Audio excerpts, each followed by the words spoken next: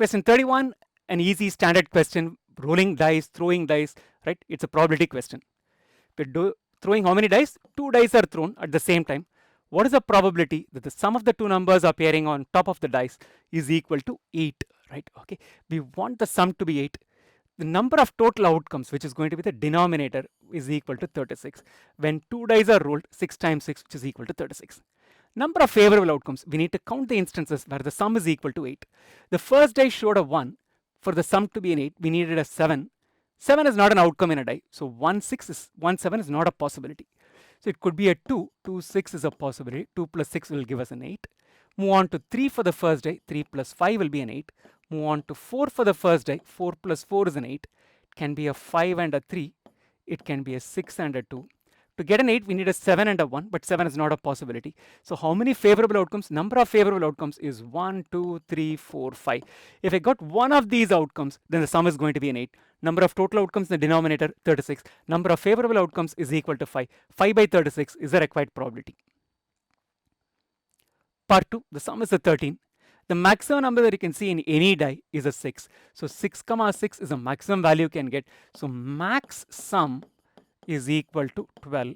Sum of 13 is not possible. If it is an impossible event, probability of getting sum equal to 13 is equal to 0. It's an impossible event. Part 3, less than or equal to 12. Okay, what's the least possible value in both the dice that you can get is a 1, 1. What's the maximum value that you can get? Both showing is 6. So least sum for us is going to be a 2. Maximum sum is going to be a 12.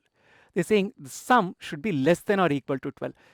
2 to 12, all possible sums have been accounted. So any sum that you look at when 2 dice are rolled will be a number which is less than 12 or could be equal to 12. So the probability of sum being less than or equal to 12 is a certainty. It's definitely going to happen. There are a total number of outcomes, which is 36. Number of favorable outcomes, the outcomes which will give you a sum which is less than or equal to 12 is essentially all of these 36. So 36 by 36, the probability is equal to 1.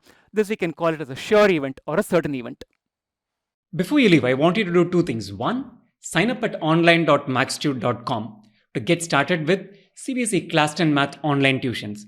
It takes all of 5 minutes and less than 3 steps to get started. So get it done today.